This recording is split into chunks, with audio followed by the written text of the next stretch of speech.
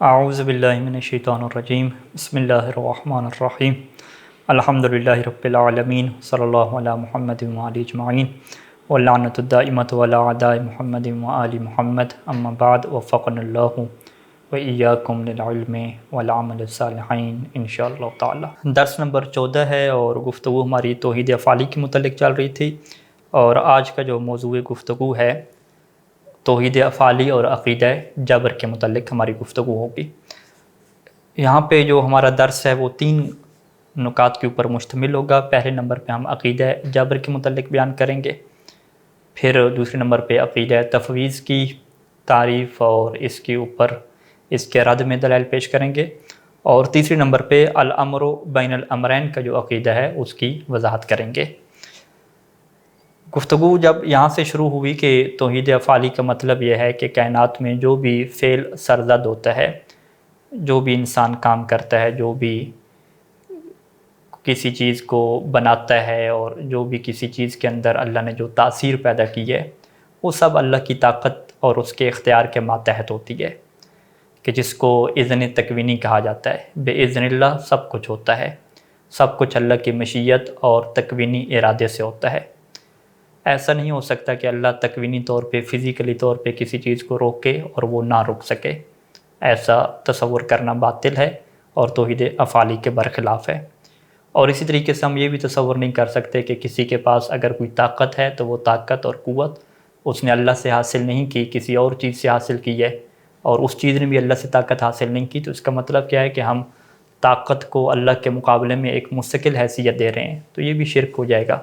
یعنی اللہ کے مقابلے میں ہم کوئی ایک طاقت سوچ رہے ہیں کہ وہ بھی کوئی طاقت ہے جو اللہ کے مقابلے میں ہے۔ اب یہاں سے کچھ لوگوں نے عقیدہ جبر کو اپنا لیا۔ عقیدہ جبر کا مطلب انہوں نے یہ سمجھا کہ انہوں نے جب یہ غور و فکر کیا کہ ہر چیز اللہ کی مشیت اور اس کے تکوینی ارادے اور اس کے تکوینی اذن سے ہو رہی ہے، تو انہوں نے یہ سمجھ لیا کہ پاس یہ جو انسان ہے ایک مشین ہے، ایک آلہ ہے، اور وہ ایک مجبور ہے، روبوٹ کی طرح مجبور ہے، ایک مجبور محض ہے، وہ اپنی مرضی سے، اپنے ارادے اور اختیار سے کچھ بھی نہیں کر رہا۔ اور اس عقیدے کو ہم کیا کہتے ہیں؟ جبر کہتے ہیں۔ اردو میں بھی ہم یہی بولتے ہیں، مجبور، یعنی ایک انسان مجبور محض ہے، اس کو کسی قسم کا کوئی اختیار فزیکلی اور جسمانی طور پہ نہیں ہے کہ وہ یہ کام نہ کرے۔ یعنی اگر وہ گناہ کر رہا ہے تو وہ مجبور کر دیا گیا ہے کہ وہ گناہ کرے گا، اگر وہ اچھا کام کر رہا ہے تو وہ اچھے کام کرنے کے اوپر مجبور کر دیا گیا ہے، اور وہ اسی کو توحید افعالی سمجھتے ہیں۔ یعنی انہوں نے جب یہ سوچا کہ اگر ہم یہ کہتے ہیں کہ انسان اپنی مرضی سے بھی کچھ کرتا ہے،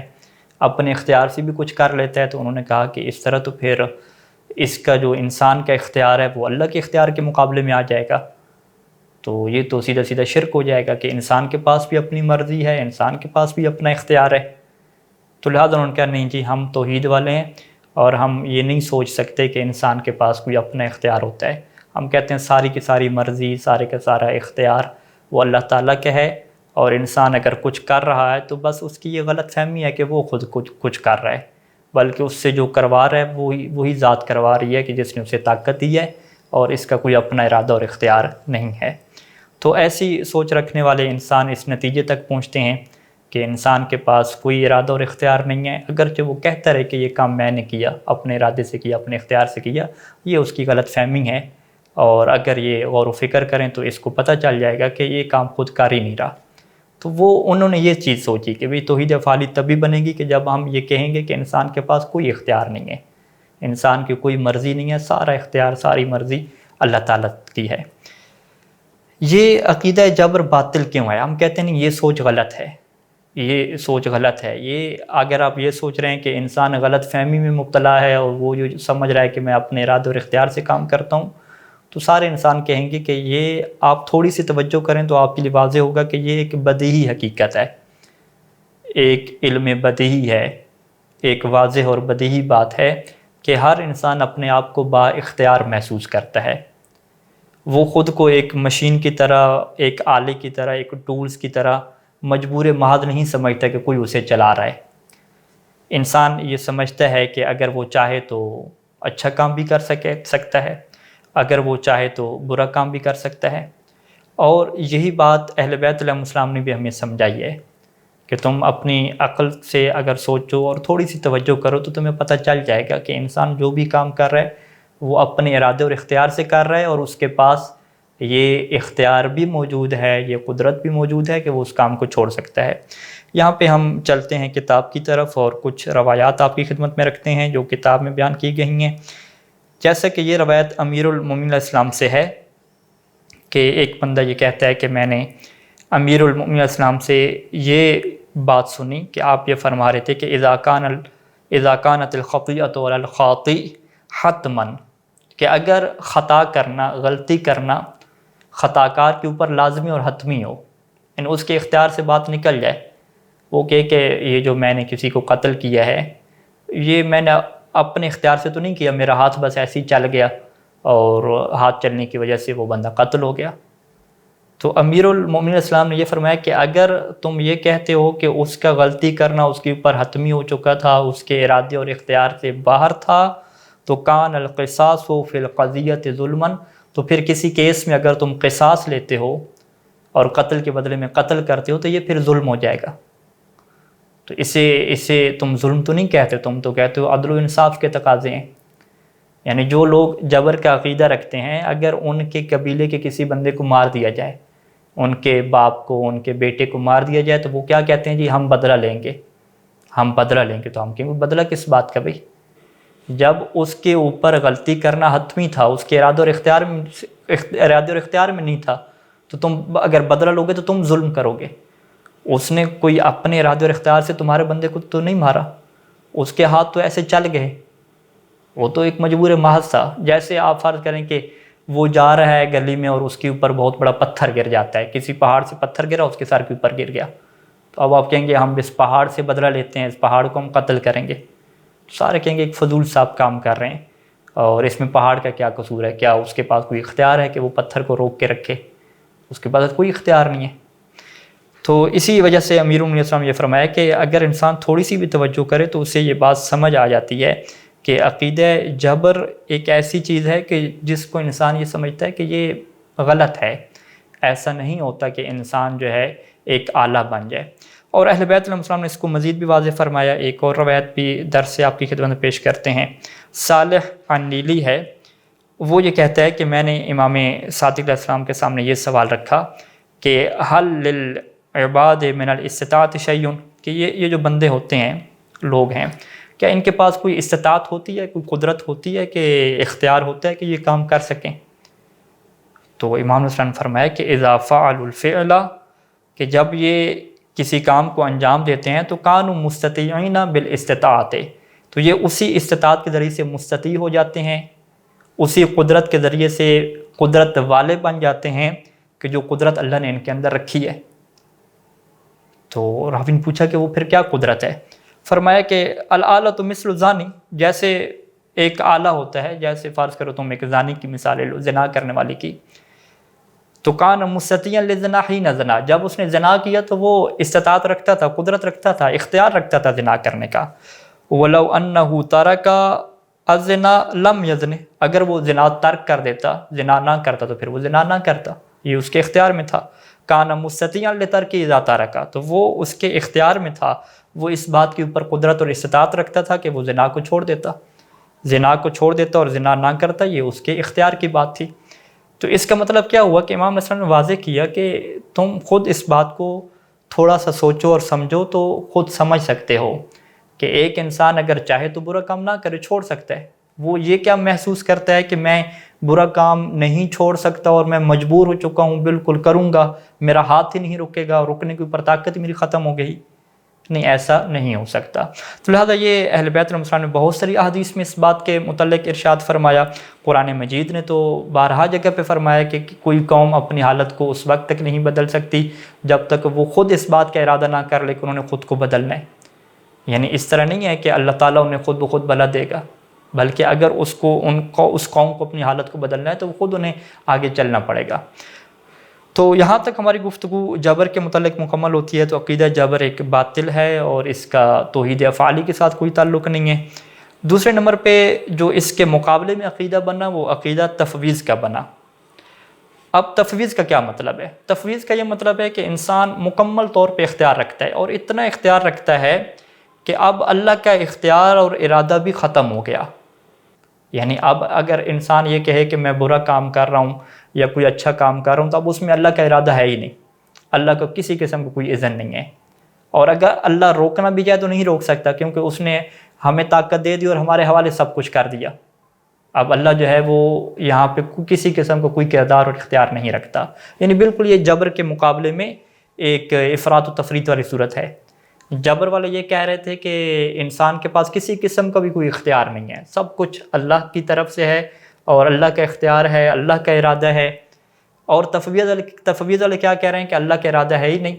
اللہ کا کوئی اختیار نہیں ہے، سارے کا سارا اختیار کس کے پاس ہے؟ انسان کے پاس ہے۔ تو یہ جبر کے مقابلے میں تفویض کا عقیدہ ان لوگوں نے کیوں اپنایا؟ انہوں نے جب یہ دیکھا کہ اگر ہم یہ کہتے ہیں کہ اللہ کا ارادہ ہوتا ہے اور اللہ کا اذن تکوینی ہوتا ہے جس کی وجہ سے انسان برے کام کرتا ہے، تو پھر انہوں نے سوچا کہ اس طرح تو پھر انسان مجبور ہو جائے گا، کیونکہ جب آپ یہ کہہ رہے ہیں کہ اللہ کے اذن تکوینی کی وجہ سے، اللہ کی مشیت اور ارادہ تکوینی کی وجہ سے یہ برے کام کر رہا ہے، تو پھر اللہ اسے سزا کیوں دے گا؟ یعنی پھر تو انسان کو یہ کہنا ہے کہ تم اچھا کام کرو، تم برے کام سے بچو، یہ فضول ہو جائے گا، کیونکہ جب ہونا ہی سب کچھ اللہ کے ارادے کے مطابق ہے، جب ہونا ہی اللہ کی مشیت کے مطابق ہے، تو پھر اللہ کیوں کہہ رہا ہے کہ تم یہ برے کام نہ کرو؟ اور جو برا کام کر رہا ہے پھر اللہ اس کو عذاب کیوں دے رہا ہے؟ تو یہ تو ظلم ہو جائے گا، یہ تو عدل و انصاف نہیں بنتا۔ لہذا انہوں نے یہ عقیدہ اپنایا کہ ہم یہ کہتے ہیں کہ اللہ کا کوئی ارادہ نہیں ہوتا، اللہ کا کوئی اذن نہیں ہوتا، سب کام انسان خود کرتا ہے، اپنے ارادے سے کرتا ہے، اللہ کا کسی قسم کا اس میں کوئی اختیار تک نہیں ہوتا۔ انہوں نے یہ عقیدہ کس بنیاد پہ بنایا؟ اسی بنیاد پہ بنایا کہ وہ اللہ کو ظالم نہیں بنانا چاہتے، وہ اللہ کو عادل رکھنا چاہتے ہیں۔ تو ان کے ذہن میں یہ بات سمجھ آئی کہ ہم تفویض کے قائل ہوتے ہیں کہ انسان جو بھی کام کرے، چاہے اچھا کام کرے یا برا کام کرے، وہ 100% اس کا اپنا اختیار ہے، اور اللہ کے ارادے اور اختیار کی انہوں نے نفی کر دی۔ یعنی آپ اس کی مثال یوں لیں کہ وہ یہ سوچنے لگے کہ ٹھیک ہے انسان کے پاس کچھ نہیں تھا، سب طاقت اللہ نے انسان کو دے دی، لیکن جب اللہ نے انسان کو طاقت دے دی تو انسان یہ طاقت لینے کے بعد مکمل طور پہ آزاد ہو گیا، مکمل آزادی، اختیار،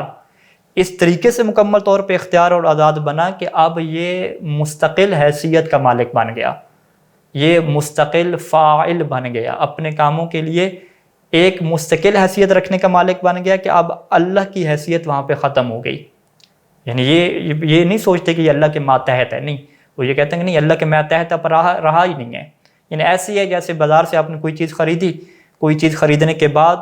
کوئی آپ نے اسلحہ وغیرہ خرید لیا، تو اب اسلحہ وغیرہ خریدنے کے بعد اب جس بندے سے آپ نے خریدا اس بندے کی حیثیت ختم، اب آپ اس کے مکمل مالک بن گئے، مکمل اختیار آپ کا ہے، وہ آپ کو اب روک بھی نہیں سکتا۔ ایسے ہی انہوں نے سوچا کہ انسان کو اللہ تعالیٰ نے قدرت اور طاقت دے دی، اب قدرت اور طاقت دینے کے بعد اللہ کا اختیار ختم ہو گیا، اور انہوں نے یہ اس لیے کہا تاکہ وہ اللہ کو عادل باقی رکھ سکیں اور تاکہ ظلم کا جو ہے عقیدہ سامنے نہ آئے۔ لیکن اہل بیت علیہ السلام نے ہمیں یہ بات واضح فرمائی کہ یہ جو تفویض کا عقیدہ ہے یہ باطل ہے۔ اور یہ کیوں باطل ہے؟ کیونکہ اگر آپ غور و فکر کریں تو اس کا مطلب ہے کہ اللہ تعالیٰ عاجز ہو گیا۔ یہ انسان جب اللہ کی قدرت سے، اللہ کے اختیار سے باہر نکل گیا تو اللہ عاجز ہو گیا، اللہ کچھ نہیں کر سکتا۔ تو جو اللہ کچھ نہ کر سکے، جو عاجز ہو، وہ اللہ نہیں ہوتا، وہ خالق نہیں ہوتا، وہ مخلوق ہوتی ہے۔ عجز و ناتوانی مخلوق کی صفات میں سے ہے، نہ کہ اللہ کی صفات میں سے ہے۔ تو گویا کہ اس نے اللہ کے انکار کر دیا، اس نے خالق ہونے کے انکار کر دیا،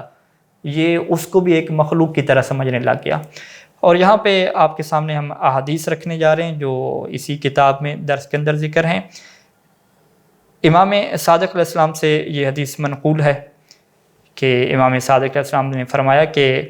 وَرَجُلٌ يَزْعَمُ، کہ ایک انسان یہ سوچتا ہے اور یہ خیال کرتا ہے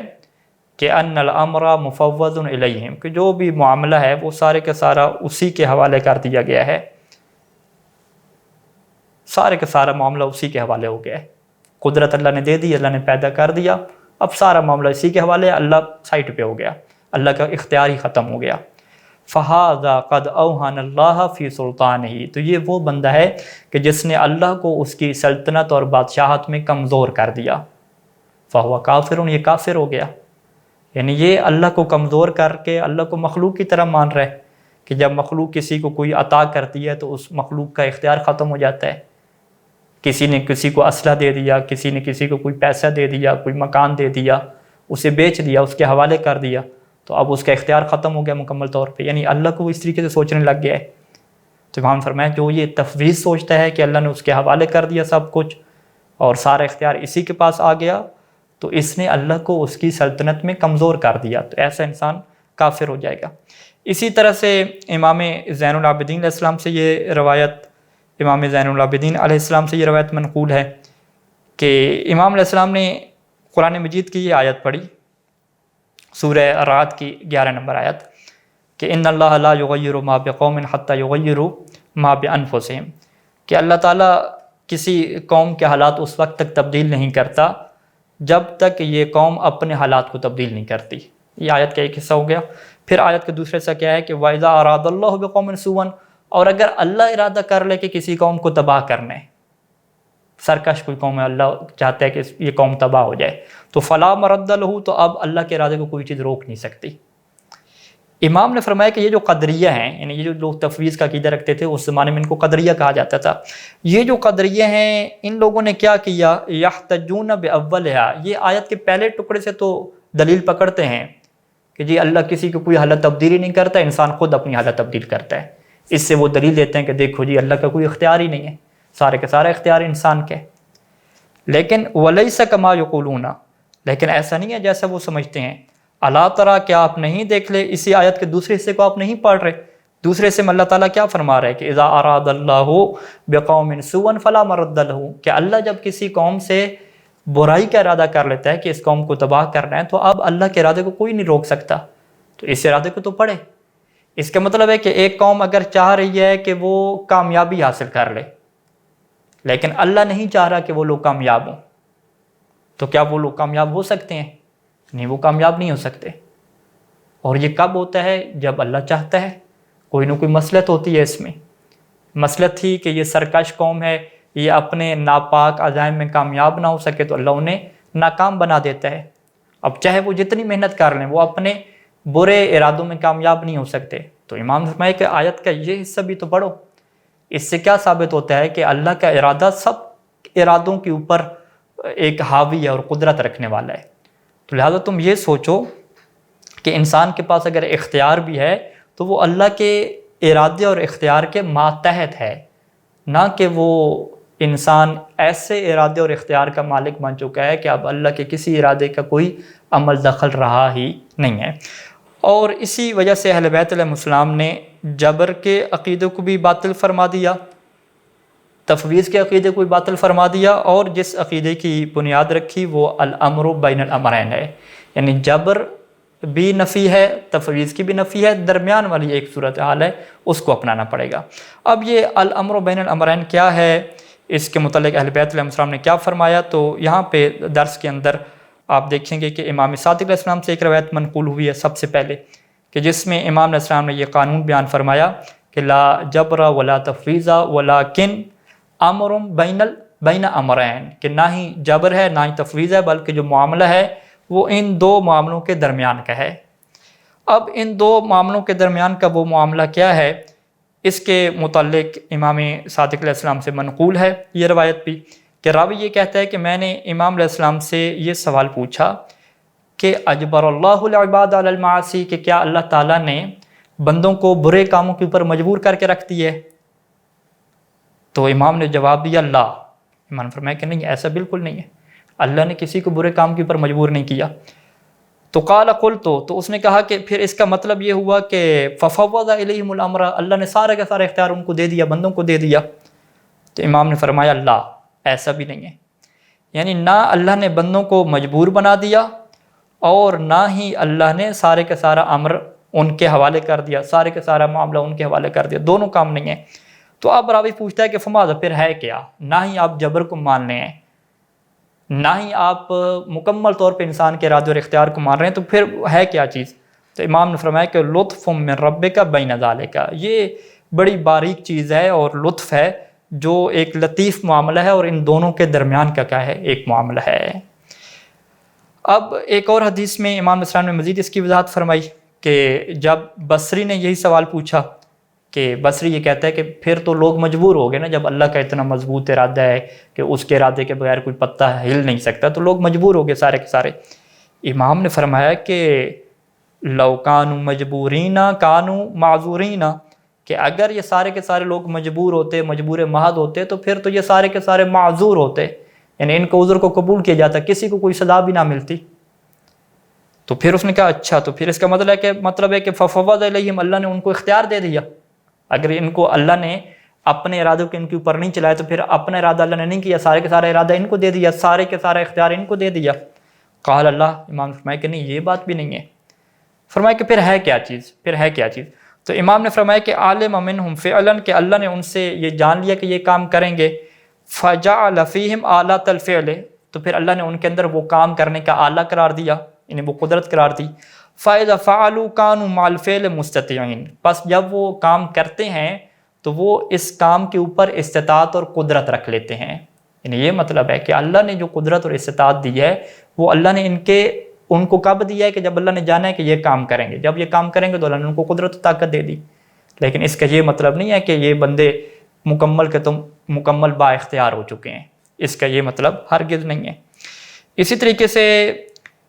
جو ہے وہ قرآن مجید کے اندر بھی موجود ہے اور دیگر جگہوں پہ موجود ہے کہ هو القادر علی ما اقدرہم علیہ، یہ حدیث میں اندر ہے، کتاب التوحید میں شیخ صدوق رحمہ نے کل فرمایا کہ امام نے فرمایا کہ وہ ذات قادر ہے اس قدرت کے اوپر بھی کہ جو اللہ نے ان کو عطا کی ہے۔ یعنی جب چھٹے امام نے یہ فرمایا نا کہ اللہ ان کو فعل کرنے کے لیے آلہ ایک دے دیتا ہے، قدرت دے دیتا ہے، اور وہ قدرت کے ذریعے سے صاحب استطاعت ہو جاتے ہیں، قدرت والے ہو جاتے ہیں، تو پھر امام علیہ السلام نے اس بات کی وضاحت بھی فرمائی کہ لیکن اللہ تعالیٰ کی قدرت اس قدرت سے بڑھ کے ہے، یعنی اللہ اس کی قدرت کے اوپر بھی قدرت رکھتا ہے، تو لہذا اس کی قدرت اللہ کی قدرت کے ماتحت ہو جائے گی۔ تو لہذا یہاں پہ آپ اس کی مثال لے سکتے ہیں، اور یہ درس کے اندر ہم نے مثال دی ہے کہ آپ جبر کی مثال کیسے لیں گے کہ ایک انسان مفلوج ہے، اس کا ہاتھ بالکل شل ہو گیا، حرکت نہیں کر سکتا، لیکن اگر ڈاکٹر اسے مخصوص مقدار میں کرنٹ دیں گے تو وہ ہاتھ حرکت کرنے لگ جائے گا۔ لیکن جب وہ ہاتھ حرکت کرے گا تو تب تک حرکت کرے گا جب تک کرنٹ ہے، اور کرنٹ ہونے کے ساتھ جب وہ حرکت کر رہے ہیں تو اب اس جو مفلوج انسان ہے اس کا کوئی ارادہ اور اختیار ہے بھی نہیں، یعنی اگر وہ نہ چاہے کہ میرا ہاتھ حرکت نہ کرے تو ایسا نہیں ہے کہ وہ نہ کرے، جیسے ادھر سے بٹن دبتا ہے تو یہ ہاتھ حرکت کرنے لگ جاتا ہے، جیسے بٹن بند کرتے ہیں تو ہاتھ رک جاتا ہے، اس بندے کا کوئی اختیار نہیں ہے۔ اس کو آپ کیا کہیں گے؟ یہ جبر کی کیفیت ہے۔ تفویض کی کیفیت کیا ہوگی کہ ادھر سے بٹن آن ہوا، اس کے ہاتھ میں قدرت اور طاقت آ گئی، اب قدرت اور طاقت آنے کے بعد اس بٹن والے کا اور اس ڈاکٹر کا کام ختم ہو گیا، اب وہ چاہے بجلی بند بھی کر دے پھر بھی اس کے پاس کیا قدرت اور طاقت رہے گی، یعنی یہ مکمل صاحب اختیار ہو گیا۔ اب اس کا اختیار ختم ہو گیا کہ جس نے اسے کرنٹ دیا تھا، جس نے اس کے علاج کے لیے کوئی کام کیا تھا، یہ تفویض ہے۔ اور بین الامرین کیا ہے کہ اس کا اختیار باقی ہے، وہ جب تک کرنٹ دیتا رہے گا تو اس کے پاس اختیار رہے گا اس ہاتھ کو استعمال کرنے کا، وہ اس ہاتھ کو اپنی قدرت اور ارادے اور اختیار سے استعمال کرے گا، مگر کب تک؟ جب تک وہ چاہے گا۔ تو اسی کو کیا کہتے ہیں؟ الامر بین الامرین کہتے ہیں۔ تو اس مثال سے ہم یہ سمجھ سکتے ہیں کہ اللہ تعالیٰ نے ہمیں جو اختیارات دے رکھے ہیں، ہمیں جو قدرت دے رکھی ہے، وہ تب تک ہے جب تک اللہ چاہے گا، جب تک اللہ کی مشیت، جب تک اللہ کا اذن تکوینی، جب تک اللہ کا تکوینی ارادہ ہوگا کہ ہم یہ کام کریں تو تب ہم کام کر سکیں گے۔ جب اللہ ہمیں فزیکلی طور پہ روک لے گا تو ہم وہ کام نہیں کر سکیں گے۔ تو اس کا مطلب کیا ہے کہ اللہ جسمانی طور پہ اگر کسی کو نہیں روک رہا تو نہ روکنا اور روکنا دونوں اس کے قدرت اور اختیار میں باقی رہتے ہیں۔ انسان یہ نہ سمجھے کہ انسان مکمل طور پہ بااختیار ہو چکا ہے، نہیں، ایسا نہیں ہے، بلکہ اللہ اسے روک سکتا ہے۔ اس کے بعد پھر مزید گفتگو آگے جا کے چلے گی کہ جس میں ہم آپ کے سامنے خیر اور شر کی گفتگو رکھیں گے کہ کیا سارے کے سارے جو خیر اور اچھائیاں وہ اللہ کی طرف سے ہیں یا برائیاں بھی اللہ کی طرف سے ہیں، کیا صورتحال ہے، اس کے متعلق انشاءاللہ اگلے درسوں میں گفتگو تفصیل سے آئے گی۔ وصلی اللہ علی محمد وآلہ اجمعین، والسلام علیکم ورحمۃ اللہ وبرکاتہ۔